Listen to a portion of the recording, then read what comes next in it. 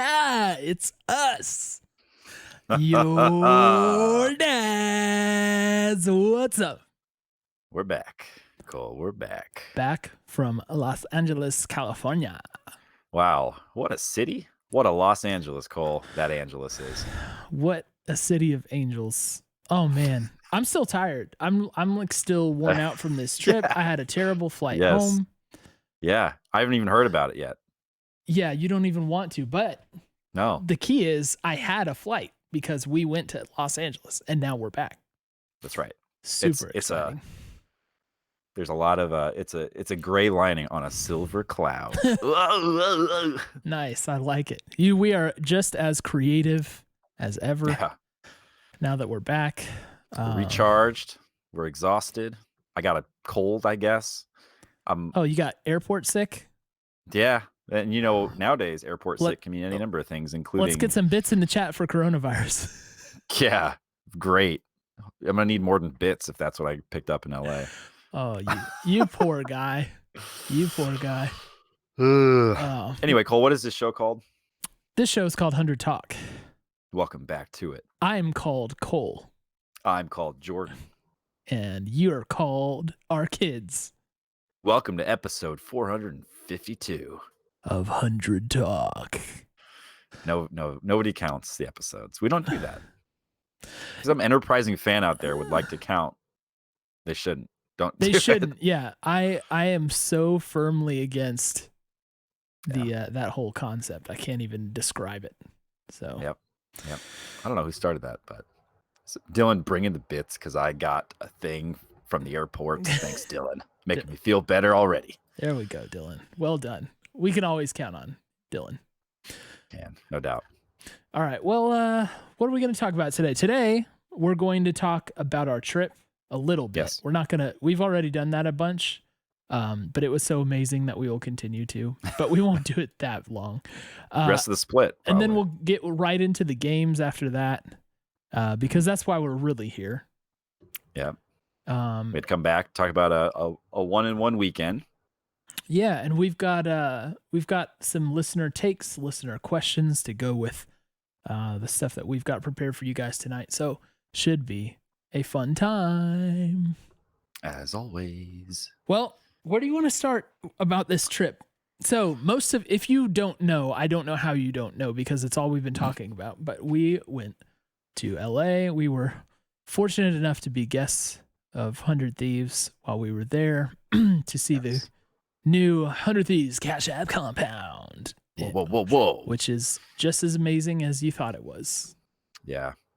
I think, so if you are on some off chance, either tuning into the podcast and you didn't know we were going to LA, or this is your first time watching the show, first of all, welcome, and or where you been.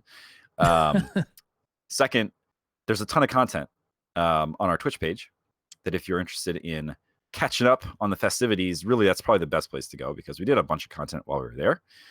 It wasn't high production value. It wasn't fancy, but we just documented our trip. So if that's something you're interested in catching up on, by all means, do check out the saved videos on Twitch. There'll be more stuff coming out, of course. We'll talk about that Papa Smithy interview a little bit. But yeah, for the bulk of it, if you just want to catch up a little bit, you can do that on Twitch. Yeah. Twitch.tv/100talk. The VODs are there, and who knows, maybe we'll, if we have proper time, we'll edit them into something fantastic. I don't want to promise that because we haven't even finished the Papa Smithy interview. So first things first. Yeah. Cool. Here's what I'll start with. Yo. You and I got to spend a good amount of time in the 100 Thieves Cash App compound. Yes. And I got to talk about, so you get the YouTube videos, you get the facility tours. I'm sure a lot of you were watching the Uno tournament. That place has really good vibes. Yeah. It's got really good vibes. I'm going to say the people who are there were having a great time. And I'm not just talking about their guests and the people that they invited to this party, although they were too. It was really cool for us to get to go out. If you are active on Twitter, you probably follow a lot of the 100 Thieves staff, a lot of the personalities, all these things. The people they were having a great time. They were genuinely enjoying themselves, which is always kind of cool to see because this is their job. This is what they do for a living. They collect a paycheck from this organization. It's not a given that they are enjoying themselves as much as the fans. I genuinely got the impression, Cole, that they were all having a good time. They were having fun. The Uno tournament, it was like I was just having fun watching all of the people who had worked so hard to put it together, because it was like kids in a candy store, man. They were having so much fun. Yeah. And for good reason, because it was genuinely excellent content. Yeah, it really was. It was like watching them like just like create the way that they are so good at, you know, and then seeing them genuinely enjoy what they were creating. So it was a very cool experience to see that in person.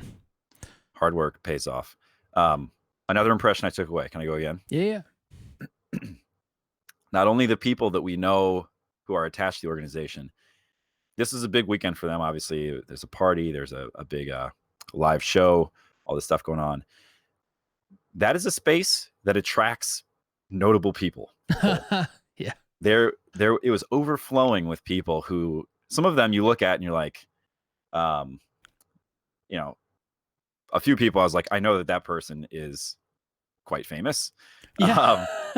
You know, but those people were all enjoying themselves just as much. So I say this because I think that bodes really well for this organization overall. Like, they've created a space that naturally attracts other very, very talented people. A big part of the reason that the Uno show is so successful, in my opinion, is because they had the right people there. Yeah. And they had the right people there because of what they've built, because of the facilities, because of the production stuff they can pull off. So it's all coming together really well. And I think for me, it speaks volumes to what the future holds. Like, we keep going back to this. 2020 is gonna be a big year for Thieves, and I really believe that. Not just on the esports front, but kind of overall. Like, they're positioning themselves to have a strong year, and that was very apparent to me when we were there. Like, a lot of people want to be at this spot, including us. We and so not the talented types, but yeah, I was gonna say, and probably few who are less qualified to be there than we are.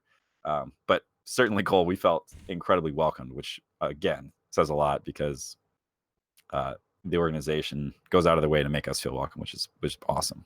Yeah. So shout out Jackson, shout out John Robinson, shout out Jason Ton in the chat, shout out to everybody who made our stay really fun, and yes. We enjoyed ourselves thoroughly. Shout out to Papa Smithy. We've got something special coming out soon, hopefully tomorrow, with Papa Smithy. That'll be fun. Shout out Joseph Jang. Oh, there's so much good stuff. Well, we don't want to dwell on it. We'll make allusions to this for the rest of this here podcast. Yeah, I'm sure. But man, it was an amazing time.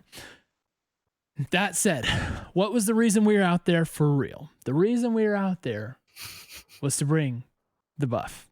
The buff. Bring the buff LA. Hashtag bring the buff. The 100 talk buff. And for one game, it worked.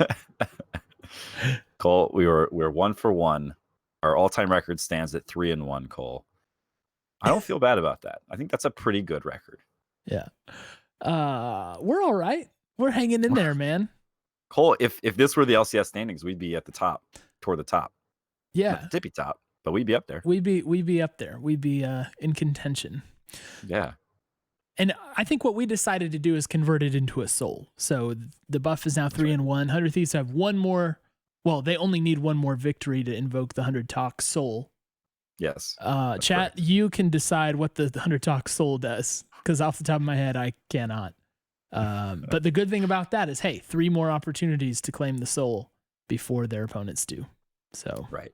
But then once you get the soul, Cole, what would we do if the opponents claim the 100 talk soul? Yeah, Jack can come up with that one too. It seems bad, Cole. It sounds like a very harrowing experience for us if that were to happen. I guess we have to rebrand and become a different fan podcast. Oh no, perish the thought. Let's just talk about CLG. Oh, we're now Let's the move CLG on now. podcast. Okay. No, we are definitely not the CLG. The first game of podcast. the weekend, which we so delightfully had the pleasure of seeing, was CLG. And I just want to say I want to just put this out there because it needs to be talked about briefly, and then we can actually break down the game. And that is the Ssumday 1v2 under turret was set, where he got the double kill off in the face of a turret dive. I'm not saying it was us, but this he also got a double kill off of an attempted turret dive 1v2 the last time we were out in Los Angeles and watched. He did. Cool. So maybe that's part of the buff. I'm no scientist, Cole, but I recognize fact when I hear it. He had no business doing that. He had zero business doing that. It looked so bad. I don't know how it happened that way. It looked so bad for him. This dude's unreasonable. The situation was dire, Cole. He did so many things so well in that exchange. It should have been a slam dunk for them. He had no business. If, the only thing to be said is he did die this time. And the Urgot, he didn't die. So yeah. it won't unseat that as the all-time greatest outplay for Ssumday. I'm not interested in all-time great conversations, but it was pretty good. It was pretty good, man. And just the way he if you haven't watched it back in slow motion yet, do it. Just appreciate the positioning, the way he flashes, the timing of stuff. All so good. How he somehow he clearly had an exact plan for this fight when it happened, which is beyond belief. Yeah. I know. I'd like to get one of those play breakdowns just in his brain. I want to see the neurons firing. At what point does he think of things? Yeah. We're on the picosecond scale. That should be the next heist. They do a Ssumday EEG while he plays. Okay, so that's out of the way. That's done, Cole. The story of this game. What is the story of this game actually? Well, Cole, the story has evolved since we played this game. Okay, I'm glad you feel the same way. I'm gonna let you lead off, and then I'm gonna supplement what you have to say. I think, Cole, it's possible that we just had a little beatdown session on the LCS's weakest and most feeble team, CLG, who on paper and based on power rankings should not be that way, but somehow they are 0-4. Yeah, and so now we have a win against CLG, who is winless, and we have an Elder Steel win asterisk footnote against Golden Guardians, who are the record 1-3 or 2-2, 2-2 perhaps. I don't pay close attention to Golden Guardians. I think they're 1-3. A thing. Okay, I'll get the answer to that while you finish what you're saying. Regardless of what they are, we are just barely 2-2, and perhaps one of those is because of a steal that shouldn't have happened. Perhaps the other is because ain't nobody losing to CLG. Yeah, they're 1-3 by the way. Golden Guardians. Yeah, 1-3. Yeah, I was right. Let the record show. So yeah, Cole, I think that's what the story has become. There are a lot of other interesting things we can talk about, and that we will talk about. But for me, that's kind of the one that lingers, right? Yeah. So this is similar to the way I felt, because when we were there, it felt like a decisive win. It felt like a well-executed, decisive, no, we definitely got this win. Right. And then reflecting on it after the adrenaline from Ssumday's 1v2 wore off, picking it apart a little bit more.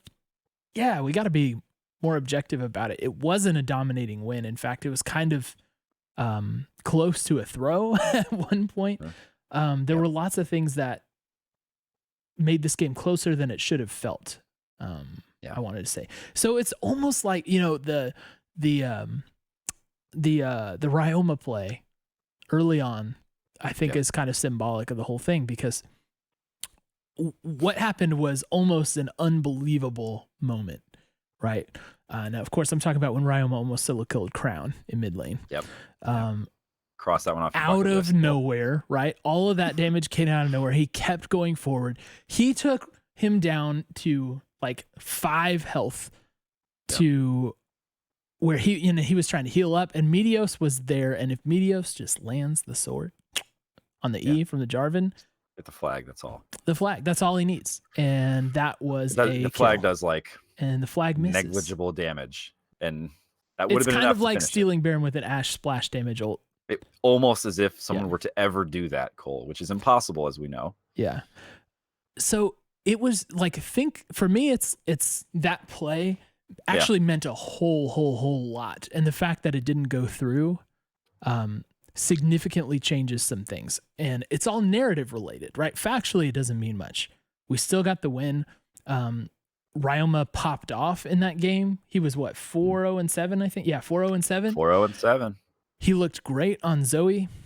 But he did not get the kill. Think of what Reddit views Ryoma as if this kill comes through. If he had just enough damage to solo out Crown like that. And yes, I know Crown hasn't been playing up to his typical level, but what that means symbolically is a whole lot for an OPL import who's making his start in the LCS that a lot of people are doubting. Right? If he just came up and smashed him and got that solo kill, people are talking about Ryoma in a different way. That is that. The people who are honest, Cole. There will be those who maintain that he is not worthy no matter what he does. But those who are still taking an honest approach to this and trying to make up their mind on what kind of a player he is and what his capabilities are, that goes a long way. Yeah. And because the kill doesn't come through, the highlight doesn't come through, the Reddit post doesn't come through, the Twitter doesn't set on fire like it might have. So it just feels a little different. It's like a big almost. Yeah. Right? Which is very unfortunate because this game was wonderful. I had Dylan do a count of the trouble bubbles he landed in this game, and the result was checking my notes, 138,020. Yeah, that's sounds about right. That's how many sleepy trouble bubbles were landed there. Yeah, about 90 per second when you break it down. And yeah, so this really could have been the game. This really could have been the game where he announces his presence in a big way, right? Yeah, and in the absence of that, I still think you look at this and this is his best game, kind of bar none, of the split. Big sample size of 4, and so now we're kind of. I want to hear what you think. So the story is not that he has arrived and he is capable of solo killing and taking on world champion mid laner Crown, right? But there's still a lot of story to be told there, and I think a lot you can take and you should take from his gameplay on this. Wow, this is gonna seem like, we were talking to some people, and I was just talking about the way he plays Zoe's different than other people, right? He finds a way to play really aggressively on Zoe, especially after we got the Mountain Soul.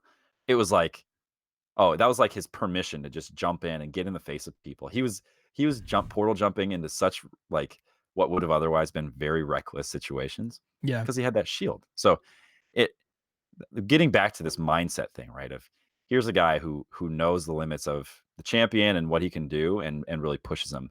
And he does some mechanical things that are pretty cool too that I don't see a lot of Zoe players doing. He hits a bubble one spot, a lot of times it was on Leona, and then he'll actually hit the paddle star somewhere completely different, right? Everybody always expects for the paddle star to follow the bubble, and so it kept them all on their toes. You could tell they were kind of like they're wary. Yeah.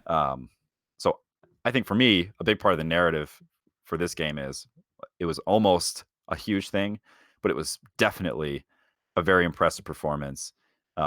He played the kind of Zoe that changes the complexion of a game. You're right.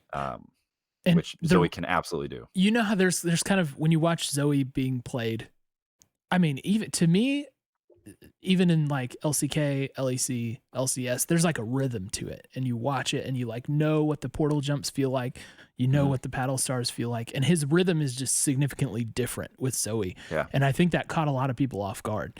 And some of the angles on the bubbles were nutty. He passed that one like all the way through the Baron pit, double walled somehow to, I think to land that on was it Smoothie that he caught that way and assured an extra kill. Like things like that were really amazing. So this could have been a big game for him to announce his presence. Now it still goes down as a great performance from him.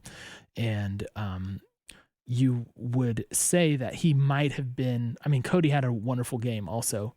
But either him or Cody were the biggest player in this matchup, which is probably not what we were expecting going into it when we saw Ssumday lock in set. Right. We figured this would be a takeover game for Ssumday, which, aside from those 2 dive attempts, I feel like he was pretty sidelined during this game. Yeah. Like he really wasn't a huge factor. I mean, he had the of course, the threat of set is always there, but I think CLG was able to react and respond in ways that meant that he wasn't really able to do much for a lot of this game. They also sacrificed his CS for Cody a lot. Mm-hmm. So you saw Cody like really, really eat a lot during this game, and Ssumday didn't. But yeah, it just, I mean, we've seen set played a few different ways through the weekend, and there's like Ssumday Huni set where just they couldn't find what it meant to be a good set, and then there's like others that, you know, really crushed it with set. So it's kind of like it didn't feel great. And if you remember on the last episode of this, I brought up that I think for this team to really move forward, because Ryoma is like an ongoing developmental project. So if we want like right now results, like this split results, like Ssumday is going to actually need to step up and play at a higher level than he is, which feels odd to say. And I'm not sure how many people are getting my back on that take, but this was one of those games where, you know, aside from the miraculous one play that he had, it didn't feel like he had a ton of impact. Yeah. There's a much broader conversation to have here about, I do feel like the meta is so different this split from previous splits. And I think that a lot of teams are having a really hard time adjusting and figuring out how to play the game now. You know, we kind of, Double Lift said in one of his interviews this weekend, it's like everybody's playing bad, misplays all over the place. You can't really lane, you know, dragons are so important. You have to have priority. You have to leave your lane all the time. You have to set up for these plays. And if you don't get the neutral objectives, you lose. So there's a ton there. And my hope is that in part, we're just still trying to figure out some of that stuff. But yeah, Ssumday had two rough games. I mean, he was 0-5-0 on Aatrox. We'll get to that in a little bit. Oh, yikes, yeah. 2-4-5 on set. So this was not, aside from those vintage Ssumday plays, these were not Ssumday typical performances, right, by any means. Yeah. Which is problematic. So we're going to circle back on that. Now, I did want to highlight a huge positive that came from this game, like indisputable improvement that we had, and that was the dragon problem, right? If you remember, besides the Elder, we only got one dragon in the entire previous weekend over both games. And then this game we came out and 4-0'd them on Drakes. Right. Like that feels good. You know, getting that soul uncontested, like that felt amazing. It was like we saw an issue and we planned for the week to make sure we set up for it more, you know, properly, more actively, and executed on that plan. So that one component of it, I felt great about seeing a material improvement from week to week. Yeah. And I think, you know, the way this seems to be going is if you're able to make plays in your solo lanes, you know, and I think it's less common, but plays, you know, whatever. If your lanes are making plays and they're forcing, either they're getting kills or they're forcing back. So even though Rama didn't kill Crown, he still forced them back for sure, right? Sure. Now we lost Meteos on that play, so it didn't really help. But you think about Ssumday, if he pulls, you know, their junglers off the map for a time. So it does seem like what we're getting is the game essentially boils down to, can you make plays around these windows where the Drakes respond? And if you can, you get free Drakes. And if you get free Drakes, you tend to win games. Yeah. And I think for our first week, we weren't getting those plays, right? And so we weren't getting Drakes. And it took an act of heroic intervention from Meteos to basically steal a win. So I think that lends a lot of importance to the individual plays you get, because if you're 4v5, you know, that you're taking a huge risk to even contest one of these early Drakes. Yeah, that's a good point. And because of, you know, the quick timing of all the Drakes, you have to account for the Rift Heralds as well. Now you have two Rift Heralds to account for. The meta, right, in LCS is the 8-minute lane swap so that you can force the Rift Herald. Right. You have to fit that into your plan around all the Drakes as well, or sacrifice one for the other, which, as we mentioned, has been a huge point of contention between the two philosophies. So it's really unclear, but I like how you're pointing to individual plays, freeing up the opportunity to move on those objectives. Maybe in a meta where, and we'll talk about this later, but maybe in a meta where junglers feel more pressure to get experience and stuff like that. So for sure. Yeah, we're hearing a ton of that. I know, kind of glancing at chat, I know chat's all over that too. It seems to be a very hot topic, and another one that we know they're bringing changes to. So here's something I think, if we're maybe something close to a final note on this, I think we're starting to really understand the full impact of all of the changes they made. They made so many changes this offseason. When you do that, when you don't isolate variables, it's hard to pinpoint exactly why things have changed. But I think it's important that we keep that in mind, right? When you think about, well, why is Meteos playing so differently? Yeah. Or why is Ssumday playing so differently? Right. It could be any one of 5 or 6 different changes they've made, right? Now you're not able to kind of hit that rhythm that you'd been having for at least the last season, maybe longer. So it's just a lot of change, and I think they're going to start addressing some of those big changes because it has been pretty disruptive. Yeah, well, we know already that they're going to be retooling the jungler XP. We'll see if they lean too much in the other direction, and right. the pendulum needs to swing back or not, and we'll see how quick those changes are made also. I mean, one thing is with the changes to the playoffs, spring means a little bit less, you know, obviously to teams who I'm sure don't want to admit that. But it also may mean more experimentation, not just from the teams, but from Riot. So we'll see how they address that, that problem, and how many changes they actually need to make in the jungle before they feel it's in a place where it should be, and that makes for exciting games. Right. Speaking of exciting games, let's not talk about C9. All right, skip that one. Oh man, C9 game.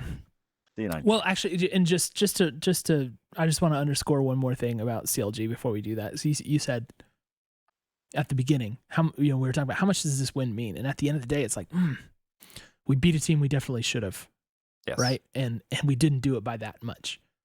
So improvements are coming, but maybe at a slower rate than the record feels like, Yeah, okay. And ultimately that's out of our control, right? We can't control how bad CLG is, And if their Sunday game was like, oh, they snapped, suddenly we feel great, right? So you play your game on the day that it happens, and you just do the best you can. But yeah, if they end up not showing up at all this split, then I think it feels like a lot less comforting a win. Yep. All right. Well, I think we made it clear ahead of the C9 game that we were not necessarily planning on a victory with this game. Is that true? That's correct. All right. Yes. Count that. And we went into that knowing that, this is a tall order because C9's form has looked amazing. In my opinion, they are easily the top team in current form. We'll see what happens when TL gets BroughtTheBuff in.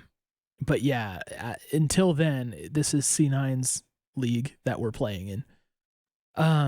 One of the things that we said in our pregame, like, what do we need to have happen to win this game? We talked about having Ssumday on a more tanky champion like an Ornn. Well, we got Ssumday on a carry champion in Aatrox. Yep, we did.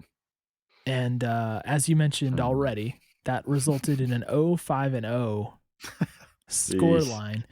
While he had the second highest CS on our team. So he was eating up a lot of the CS resources. He got soloed by Licorice. He got outplayed by Licorice a couple times. He did have a nice 1v2 where he defended himself successfully when he probably should not have gotten out of it. But for the most part, this was a tough game for our kind boy. Yeah, it was. I don't know, man. It's just, and there was one fight where he landed a couple of good Qs. I think Camille is a champion who is pretty well equipped to deal with an Aatrox, right? She has kind of like an untargetable moment where before she drops her ult, that good players hit right before the third Q, so I don't get knocked up. Yeah, and I have to eat crow on that because I had previously said I'm not convinced Licorice is going to be the top tier top laner that he had been in the past. And well, Yeah. guess who's wrong again? Yeah. Don't listen to me. Yep. Just turn off the podcast. We'll all learn to not sleep on licorice, I think, at some point. I like to think that I've reached that point sooner than others. But yeah, I mean, he's really good, Cole. I don't think that he's that much better than Ssumday. Like, I still believe Ssumday can compete with him, and I think you don't need to look a lot further than Saturday's game where he's getting 2v1 outplays and like crazy stuff like that. But yeah, I think this was a not the right champ for him in a matchup against a team that was just set up to absolutely dominate. They did so much well. It is kind of crazy. Because here's how this game went a little bit. So there's one point where it was 4 kills to 4 kills, Cole, and it was even. Well, we should even say before that they were blowing us out early.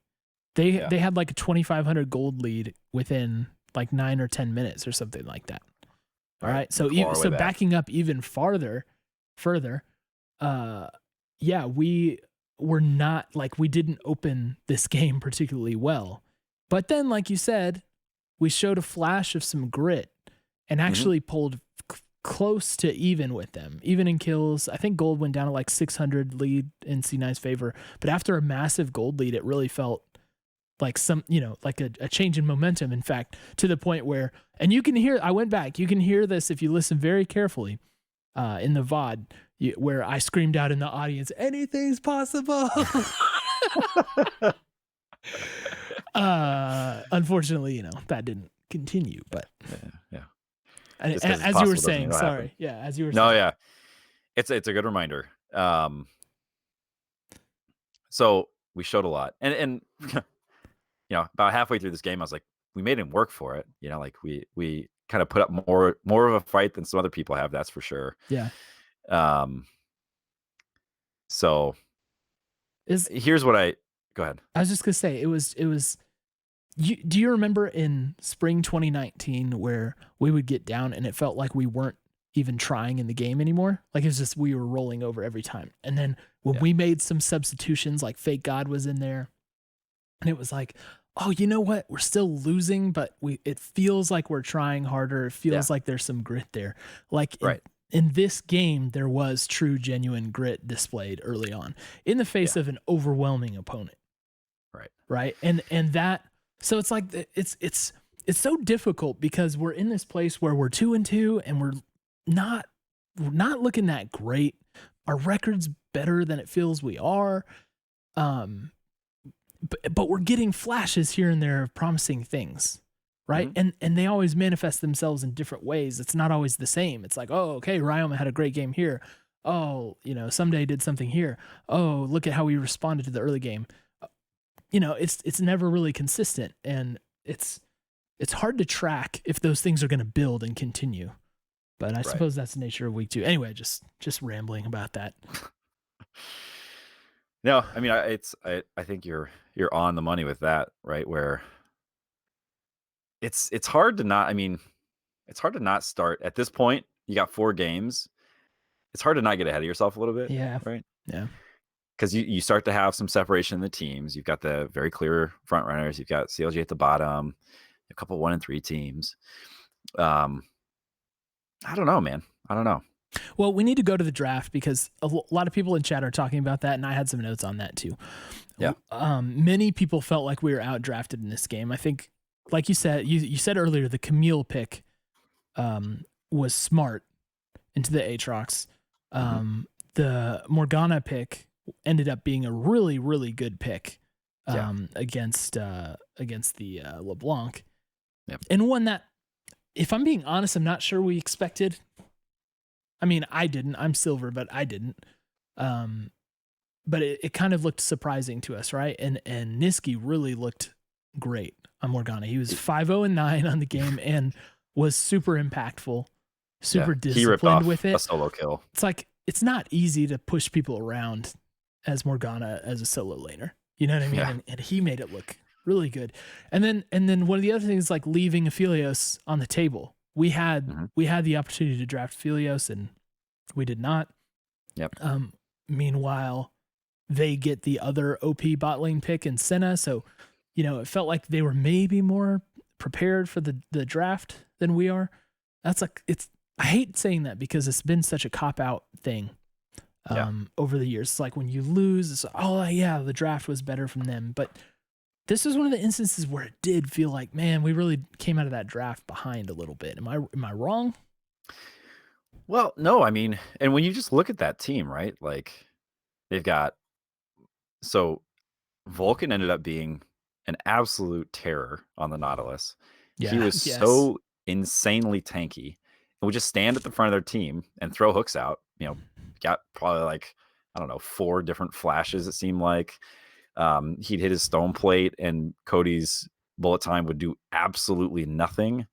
And then Senna would just either shield or heal people. And so it didn't matter. Like it felt to me like there's that period of time in this game where we fought our way back in. We kept even with them for a little bit.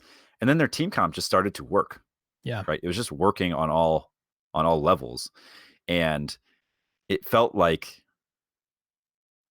even when ours was working as intended, right? Even when you had Meteos isolating somebody, even when you had Leona landing stuns and roots and or whatever it was, we just couldn't do anything to them. It felt literally like our team comp was not built in a way that we could team fight them. And, maybe that means we just shouldn't have. But we, when you look at Misfortune, Leona, Aatrox, J4, they're like that's a pretty team fighty group, right? Like the LeBlanc is basically your only kind of sneaky pick person in that group.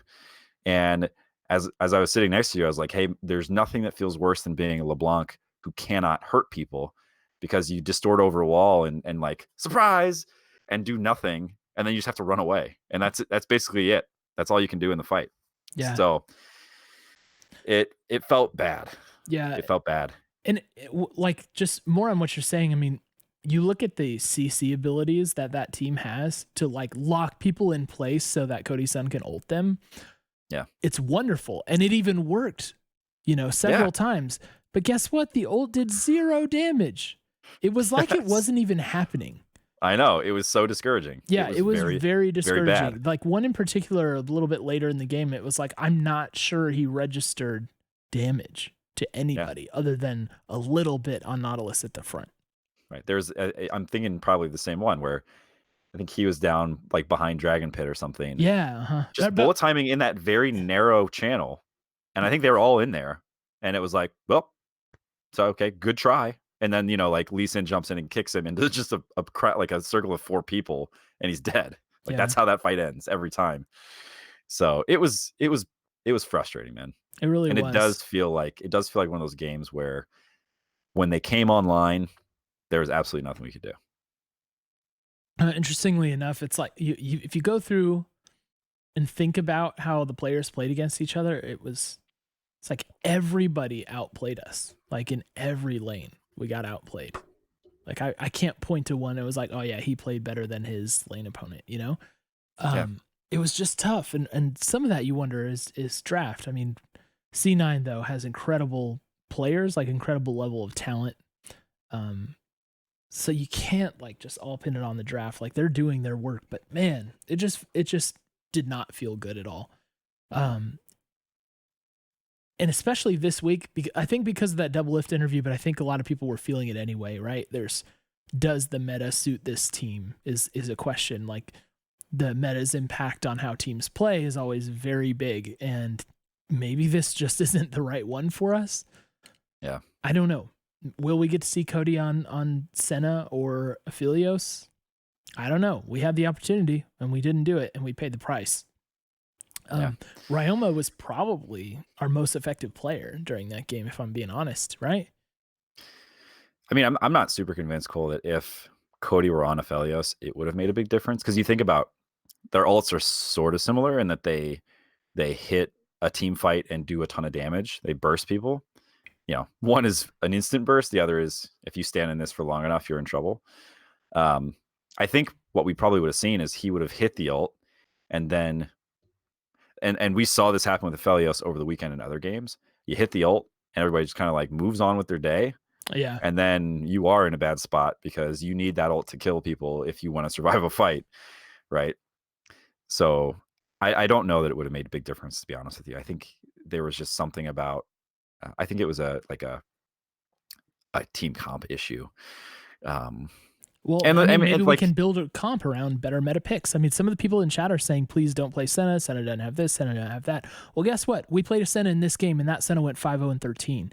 And that Senna was like materially impacting the team fights with both shields and damage. You know, yeah, so the team fighting of Senna is, I think, often underweighted, right? Everybody looks at her as this long range kind of burst damage marksman, but in this game, her utility was insane. It was so crazy. And then she gets those rapid fire cannon shots where it does, it chunks you out for half your health too. So that's always a nice one to have. But I don't know. Like, for me, it just feels like all of the pieces together on this team are really what caused us problems. And I think for C9, right, the reason that they continue to do so well is, I think that, as we talked about earlier, I think their individual lanes are just not giving up much or any ground, right? Like, they had 2 players who didn't die this game, and they had 2 players who died once in this game. That if you have 4 players who only die twice amongst them, there are very few objectives where you're outnumbered, and that's so important, as we've seen, right? We had, how many times did we have a fight where Ssumday was just not there because he had been killed in a 1v1, or he got caught in the jungle or whatever, right? Like 0-5-0, it's a lot of time spent not fighting. And then when your comp becomes Leona, Misfortune, LeBlanc, J4, that's not a very dynamic comp. Yeah. Some people, by the way, I just want to address this. Some people are pointing to Senna having a low win rate in the LCS. Okay, she started out not great. She went 3-3 this past weekend in LCS. In the major 4 regions, she's got a 58% win rate, which is significant. So I don't know. I just I've seen this pick work in the right situation. So I'm not saying, hey, we play Senna, we win the split. I'm just saying, that is a more meta pick that perhaps we can make use of, because right now it's not seeming like we're super effective in the current meta. We're letting some of the champions that everybody else is grabbing go. We're passing on them when maybe we should be picking them up. So that's all I'm saying. I'm not saying Senna's going to win us every game. Yeah. Yeah. So I don't know what we could have done differently to win this game, Cole. I think, as it played out, I think you play this one 10 times and Cloud9 wins it 10 times. I don't see it going differently, to be honest with you. Yeah. If the draft changes, of course, you look at that, but it kind of is what it is. Yeah. Let's talk about some general stuff then. And we're kind of already getting into it, but we talk about next week? We'll talk about next week after general. Okay. One of the topics of interest for 100 Thieves fans has been Meteos' performance. Yes. A lot of people have questions about his effectiveness, about his ganking, his jungle proximity. Unfortunately, jungle proximity is not a stat that's available to us. It's only comes through Riot that we can see that. So we can't hunt that down. But a lot of people, I've got several comments from Twitter users, a little bit in Discord, and I saw some on the Reddit about how Meteos isn't ganking. And I honestly didn't go back and do the math on Meteos ganking, right? But a lot of people have felt that because of the jungler thing that's going on in this patch at the beginning of the season, that ganking has just gone down overall. Yeah. I sent a message today to Tim Sevenhausen, who runs the Oracle's Elixir site, which is it's advanced stats as much as you can possibly get from outside of the Riot ecosystem. So highly recommend it if you're interested in using that. And he said he hasn't actually noticed a dip in ganking. He said off the top of his head, he'd have to go back and look, but off the top of his head, it felt like things had been relatively stable. In fact, there might have even been a little more ganking than in the past split. So he doesn't feel that that's a problem, and he's much smarter than I am. Yeah. So I'm willing to say That's that. interesting. Now, that being said, I think Meteos is a player who's known for being aggressive and trying to set up ganks as much as he possibly can.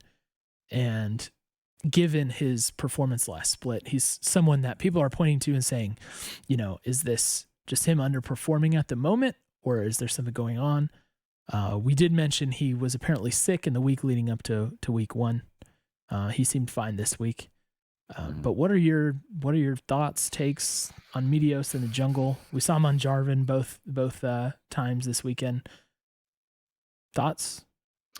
Yeah, it's there are some things that are happening where this is gonna kind of they're just misplays, right? And he owns them. He talks about them. He said, I think he tweeted out like adding that one to my highlight reel, whatever.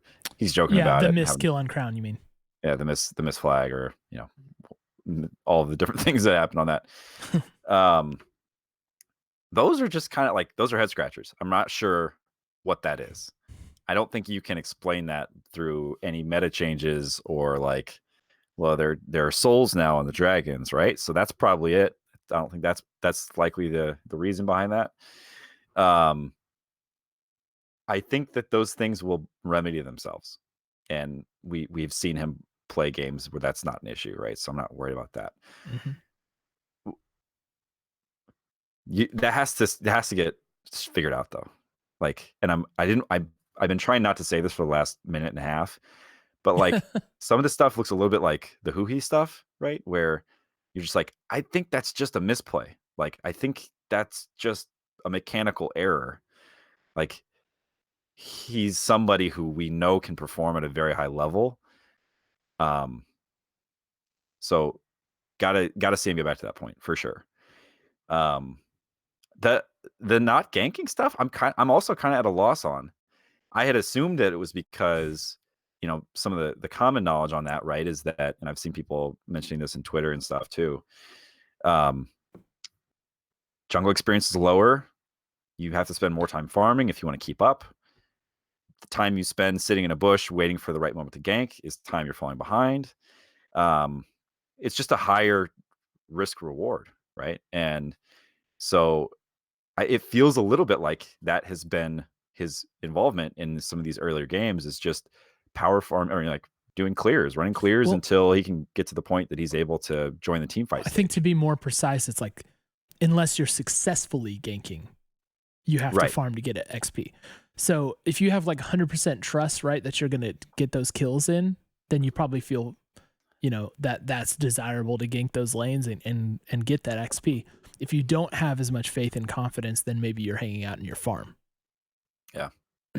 So is that, to you, that would indicate then that, is there two ways you can you generate that confidence? Either through scrims where your ganks are working and you have a playbook in your head, or in the game where you're trying it and it's working, and so you keep going back and doing it. And I feel like in the absence of us seeing that in the game, you have to assume that there's some other place that he's sourcing that intel for himself, right? Like, he's deciding to spend his time somewhere based on something. And it doesn't seem like we're seeing a lot of attempted and failed ganks. It just seems like we're not seeing a lot of lane involvement and interaction. Yeah. And Dylan's pointing out, being in lane, not even touching the opponent will still get the XP. Yes, that's correct, but you need to be able to safely stay there, which happens when you kill off the solo laner, right? And gather those turret plates and stuff. So yeah, it's tricky, and there's a balance that you have to reach with it. Sure. I don't know what the balance should be. I do know that particularly around mid lane, it feels like there aren't many ganking opportunities being created. And that was weird. Like, if you compare it to other regions, other major regions, they seem to have more mid lane setups with the junglers than we've gotten. And that's particularly interesting to me. Meteos had said that he really liked working with Ryoma when they did apparently like a tryout before they really got together. And then early on in the season, he's mentioned that in the heist. So yeah, it's just like, It's hard. Yeah. It's hard to point to something specific. I don't think we're to the point where this is a real thing yet. I think we're to the point where it's a watch it. Like it's one of those things that's like, all right, maybe this is the thing, and we'll keep our eyes on it. But it doesn't seem quite that egregious to me as like the times when we were getting like 0 ganks into bang on bot lane last year. But I don't know which direction it's going to go in, but I hope it's in a positive one. Yeah, I mean, I can think of times where we've, Ryoma's been on the receiving end of some ganks and that kind of stuff. Partially, I wonder if, when you have a more aggressive player, right, he's going to take the play he can get when he can get it. And he's not going to wait to make sure you're in a good spot, right? It's like the crown thing. Meteos was kind of running into that play at the tail end of it, right? And so that's why he tried to make that play where he did. It was in between 2 towers, basically. Yeah. So I think I'm with you on this. Of next week, will I be watching to see Meteos' early game involvement? Yeah, absolutely, I will. And in large part because I think for the first week, we didn't get any Drakes, and I think that is in part because he was knocked out of one game, and so he just, of course, didn't have the opportunity to influence the game and to try to generate pressure around the map for us. He was just trying to catch up. So yeah, I'll be looking to see, because I think right now in the current meta, that is the jungler's number one job, is help to generate pressure around the map so we can get priority on these neutral objectives. Which, it is what it is, right? Does part of me miss the days where it was like simpler and you just get like these lane showdowns that would last approximately 15 minutes? Yeah. Sorta. I kind of like that. Yeah. Right? Where it's like Double Lift liked it too, right? Yeah. And there was something fun about being able to say, like, that matchup very clearly went this direction. Mm-hmm. Where now it's you're out of your lane at 5 minutes, you're out of lane at 8 minutes, you're out of lane again at, by the time the next Drake spawns. And then don't forget the next Rift Herald. And then at 20 minutes there's Baron. And then you've got to worry about Soul Point.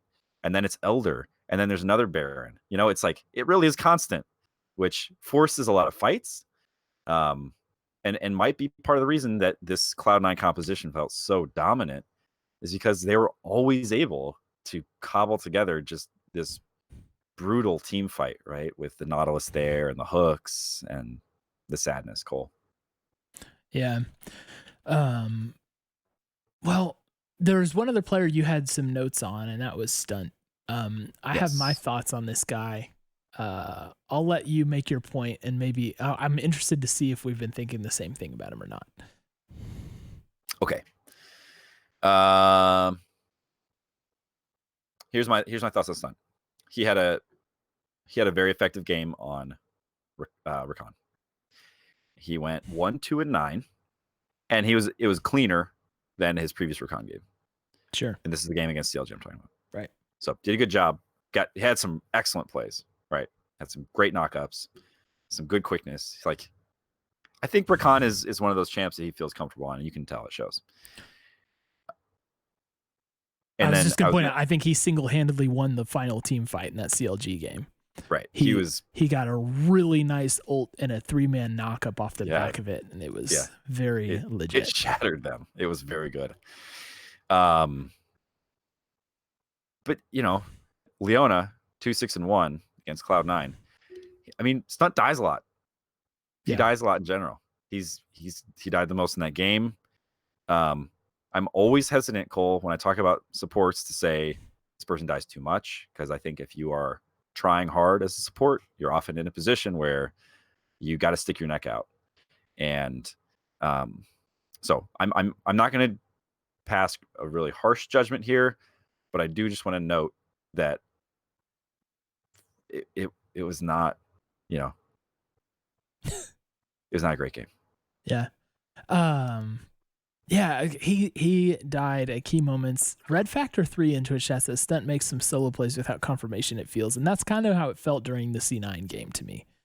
Like it was like Stunt saw these quick windows to maybe try and make something happen, but it wasn't discussed, because the call was so quick and maybe it wasn't agreed upon. So he kind of got stuck out in some bad spots. Man, he Yes, he wants so bad to set up the plays, and like we've said, he's a player who prides himself specifically on mechanics. So I think it can be tempting when you're like that to try and go for a flashy play. Like for instance, it's like you think about, for me, it's like I think about when we played soccer growing up, and there would be like kids who have like exceptionally good like moves, and skills that they would try to, but they would like do that at the cost of like the game, right? Because it's like, well, what happens when you can't dribble through everyone? Right. All right. And you know what I mean? At a certain point, there are limits. Right. So there's kind of the possibility of something like that going on. But yeah, I feel like he's maybe trying to be a little more flashy than prioritizing being on the same page. Yeah. He can be very flashy. Like I said, some of those things he was doing were beautiful. But yeah, gotta rein that in. Gotta rein that in a bunch. And then go ahead, you first. No, go ahead. I was just gonna say, and then I will just say that, as I mentioned earlier in the pod, I'm still on the Ssumday monitoring. I'm still on the Ssumday accept the challenge to lead this team to glory. I still want to see him step up. So that's, I think, where we're coming from in a general sense. Yeah, I mean, how different does that game feel against Cloud9 if those solo interactions against Licorice go his way? Yeah, I think it feels a lot different, right? Granted, that's a tall task for any number of reasons, but your point stands in that regard, right? Yeah. Well, next week we have a tale of two organizations. Somehow, we're playing Liquid and Immortals.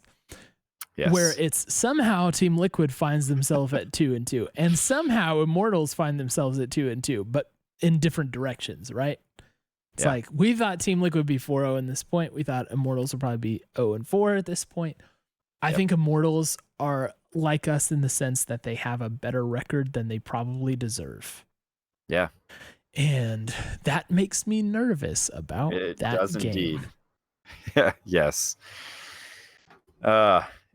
Immortals is one of those teams where when we watched them play, Cole, I was like, is this team sure that they want to be in the LCS? Yeah. Because that is grim. That is a bad game. It was very bad. It was very bad. So I do think we're better. I do think we're better than Immortals. So if I'm making a prediction, I think Liquid has shown that even though they might have like a rough early game, they'll find a way to at least contest against the best teams. So why wouldn't they stomp someone like us who are, putting the pieces together? Yeah. So that's what it feels like to me, is that Liquid is going to take that game without much of a fight. And then I think we should beat Immortals, and it'll probably end up being another one of these closer than we thought, or maybe even, the Golden Guardians game with the miracle play to win. I think we'll be much more on that side, but I think we should come up on top. Yeah. Yeah, I think we win that game. I think our individual players are have opportunity to be the difference in the Immortals game. And I even think actually it'd be very interesting to watch Ryoma in that matchup, because I think that's one that he could actually do quite well in. Liquid, I agree with you on Liquid. They Big Brother battle, always been the monkey on our back. And it feels like they're kind of coming online. I mean, listen to Double Lift if you want, but I think they're strong. Jungle potential for jungle difference in that match. Yeah, Meteos for Fire. If that's who they have, I think that's who they're going to have. I'll be interested to see how that goes. Yeah. If Meteos can start to figure some things out, I don't know if we're going to see any changes on 10.3 that will significantly change the way our players are coming to this game. I don't know if jungle XP goes up, for example, I think that might be in our favor. So we'll have to see. But okay, let's do some listener questions / takes to this point. So let's go to. I mean, we kind of talked about some of the jungling stuff. We had a question from Montgomery 4. Saying no one's ganking. They only stopped clearing to do drag or herald. King Kovu on similar thing. What are we thinking on Meteos jungle proximity? The fact that he seems to never gank. I've been watching him for years, and he used to put a lot of pressure on the map, and now he doesn't. So hopefully we've kind of addressed those so far. Lampy, our good friend Lampy, king of the copy pasta, says, you guys got to see the guys during this trip. How was the vibe? So yeah, we mentioned this on our other streams. We actually did spend some time around some of these guys this weekend, including for whatever weird circumstance that led to this. We were watching some OPL with Ryoma and Zix and Papa Smithy and the analysts Kai and Joseph and Ssumday. I thought the vibe was actually pretty good. Like, it seemed like a genuine, friendly, like, people who have relationships with each other kind of vibe, you know? And Agreed. And it felt that way, like, I don't know. This was even before the matches, right? Mm-hmm. Yeah, it's Friday. Yeah, it had I was having a fun time. Everyone else seemed to be having a fun time. You know, it's not the vibe of a team who hates each other and scrims and goes home as soon as they can. Yeah. Didn't get that vibe at all. Mm-hmm. And they were doing work this weekend. Like, while that party was going on, the grand opening party at the HQ, they were in the LCS room prepping. Training. You know what I mean? Like, they're doing work. So right. That was encouraging for me. Like, it felt good in that sense. Nickel Polka says, here we go. Nickel Polka says, Zix, bad at drafting. I know people say the players are in control, but man, bad drafts follow the guy around. We didn't need to pick Aatrox round 1 instead of Aphelios or something. Awful drafting. I will say, so let me put this disclaimer. I can't say I know Zix's drafting history well enough to comment on this. I know that he was with TSM last year when there were some draft critiques to be had. And I know that some people are making similar critiques right now. Do we think Zix is bad at drafting? Do we think any issues with the draft are Zix's issues? Jordan? Yeah, just toss that one to me. Well, I kind of said earlier, you know, I kind of expressed some of my thoughts on the draft, but yeah, it's okay. Well, this is a conversation we have not infrequently, Cole. When you pick a champion first and it goes 0-5-0, it is almost impossible to not leave that situation feeling like, what happened? How could this possibly have happened? There's a lot that they didn't know at that point in time, right? They didn't know any of the champions that would be picked by Cloud9. So, you know, you now, all that said, is Aatrox probably the best first pick you can make right now based on where the meta is and how powerful the champ is? We've talked about Aatrox last week and just how it feels kind of like he's a champion without a place right now. He's so easy to isolate and kill. He doesn't have a lot of survivability, et cetera, et cetera. So yeah, I could see that. Now, I think the part you mentioned is the players have a say in this. I have to imagine that Ssumday wasn't like, yo, don't pick me first. Don't do first pick for me. Yeah. He's like, how about Aatrox? Ssumday, you're pretty good at that guy, right? And then Ssumday's like, don't. So I don't know. Drafting is so hard to talk about in a way that feels fair, especially when it comes to first pick, because it's a shot in the dark, right? So that's my piece. Yeah. So team effort on the drafts. No one person is destroying it or making it for everybody else. Jarrett Fraley says, if Ryoma begins to CS more, he will be the most impactful mid laner in NA. I'll start with this one, I suppose. All right. I think, first of all, roaming and trying to make plays is part of his play style, so it's kind of hard to ask him to CS more when, like, how he's been effective has been elsewhere. So that's a little tricky for me to begin with. At the same time, I get what you're saying. Like, if he's able to hit his items quicker, you know, if he gets, you know, his Ludens faster than his opponent, you know, that could be a huge deal, right? But still, so if that happens, the most impactful mid laner in NA, and I love Jarrett, I'm not sure I can get on board with this take. That's a big take. It's a big take. And Big take. I don't know the time frame we're talking about, Jarrett, for you. I'm assuming he means, kind of in the longer term, but there's a good amount of strong mids in this league that you would have to go through to claim that for yourself, and hasn't really happened so far. The Zoe pop-off game was amazing. And I think there's a lot of promise there. I'm still definitely on Team Ryoma for now. I'm wanting him to keep this up. But yeah, I can't say with confidence that he's gonna be the most impactful mid laner in NA. Yeah, that feels like I don't know. I don't think the only thing missing from his game is CS. What I will say is this: he's shown us that he has the ability to find plays, find opportunities to impact the game. If you have, so it's kind of like the Ssumday thing, right? Like Ssumday can be up in CS, and he just isn't always able to find those moments where he can start to impact the game. And I think what we're seeing from Ryoma is that he can, right? When he's on Zoe, he's finding bubbles, he's finding paddle stars. And if you're up 30 or 40 CS, sometimes a bubble and a paddle star will kill somebody, right? So he could start deleting people based on what we've seen so far, and that would be great.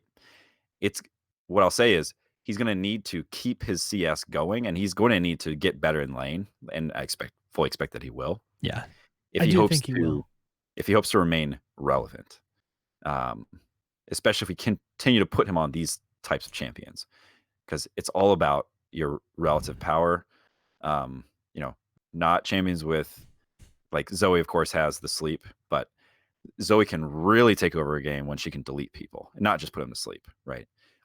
Zoe can single-handedly turn the tide of a fight if she can sleep and destroy someone with one combo. If she needs the team for backup there and the team is not caught up, then you're counting on the team. So I think that that's my version of that, which is, he's going to have to continue to get better in lane. And if he does, then we can expect to continue to see big plays out of him. All right, quick question. Out of the 10 starting mid laners, where do you think Ryoma ranks on CSD at 10? Oh, okay. So this is a factual question you're asking me. Mm-hmm. There's an answer you have ready. Yeah. I'm going to say he is probably 5th. And then what about CS per minute? For the game? Mm-hmm. For the whole game. 7th. No, 6th. 6th? Yep. What about CS percentage of the team? I hope you're asking me more of these because I'm getting them all right. I hope that this is how it's going. CS percentage of team? Yeah. 30%. No.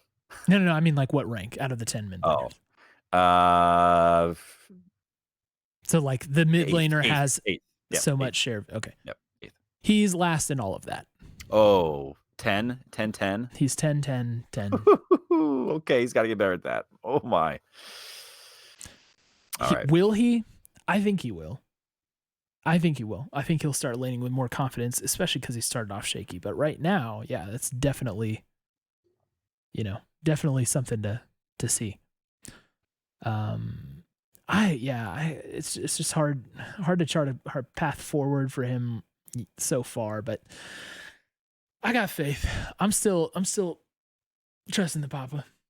I'm still trusting him. Sure. He's a supremely likable guy, and I think he's got flashes of some cool stuff on his champions under his belt. So hopefully.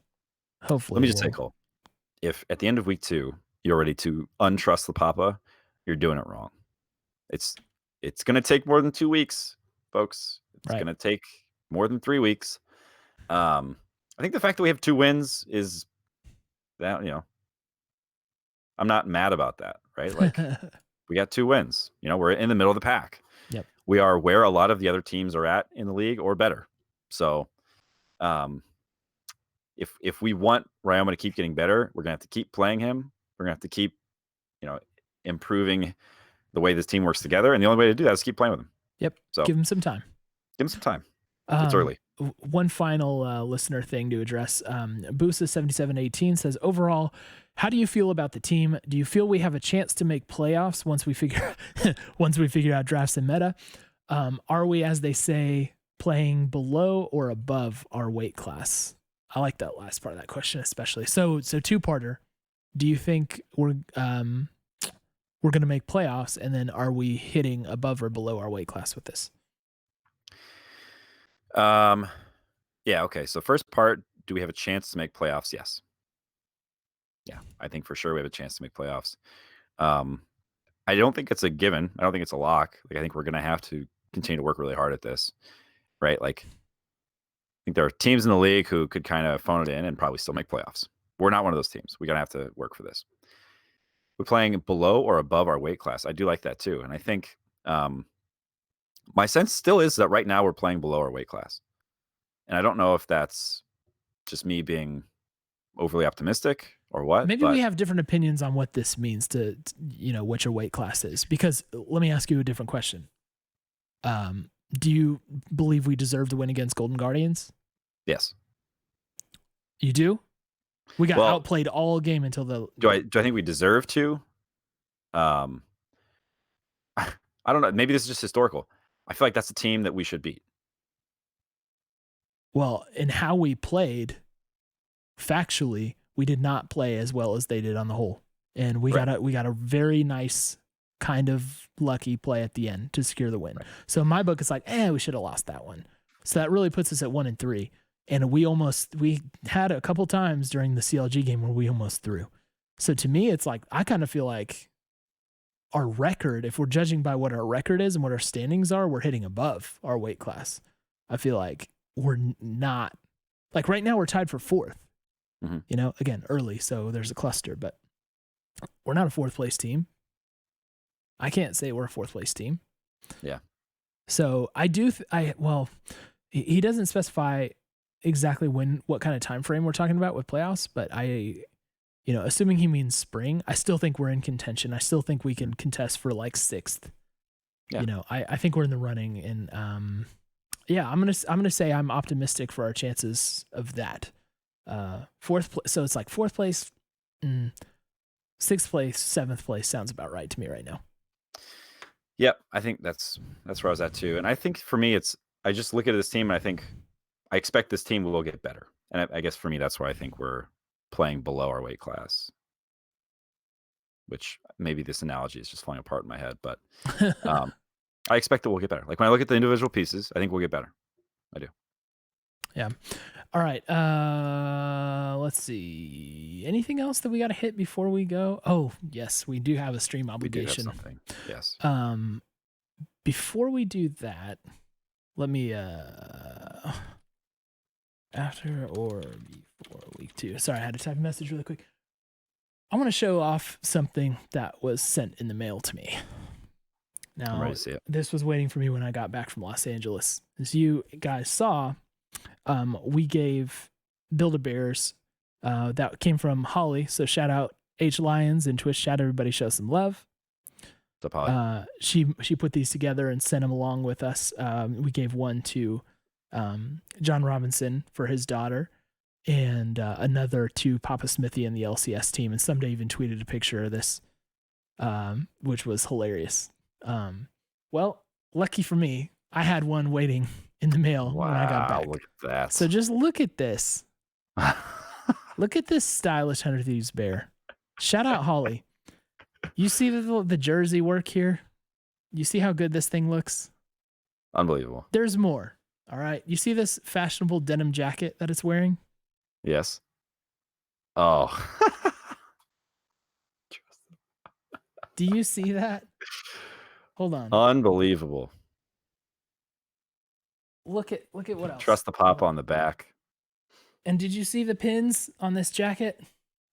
Sorry to our audio listeners. Oh, yeah. We got a Steve there. Got 100T.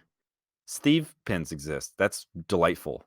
I love that. Holly, you're the best. Shout out. That's just an amazing thing. That's just an amazing gift. Thank you very much. I will put that with all my other wonderful 100 Thieves collectibles, of which I have many. Put in the Hall of Fame. All right, so we've got one more contractual obligation to take care of. Finish us out strong here, Fortunately, I became prepared. It's time. And we're still working on the name for this, I think, but for right now, we're calling it Sir Radley's Lore Lesson. This is my punishment for those who are maybe not familiar. This is my punishment. We reached a very high donation goal unexpectedly. As a joke, I had set the high donation goal that I would read a passage from the League of Legends lore book in every 100 Talk stream. And unfortunately, we actually did that. So in honor of Dr. Jasker, I selected a passage on the bearded lady from the Bilgewater section here. Okay. So we'll read this very important, crucial information. All right. Okay. And I'll attempt to pronounce the words in here. Central to Buru culture is Nagakaboros. You gave yourself the hard already, one. Like I could burn this book already. Goddess of life, growth, and perpetual motion. What does that mean? The goddess of perpetual motion. Sharks, Cole, they have to stay in perpetual motion else they die. Also known as the mother serpent, the great kraken, or the bearded lady. She is commonly depicted as an enormous, monstrous head with many spiraling tentacles. Many more strange beings haunt the depths around Bilgewater. Some are from this world, and this time, others are not. So, the next time you are wondering how you can create an advantage in lane against your opponent, please remember the mother serpent, the goddess of life, growth, and perpetual motion, Nagakaboros, which will surely help you to play the game of League of Legends. This has been Sir Radley's lore lesson.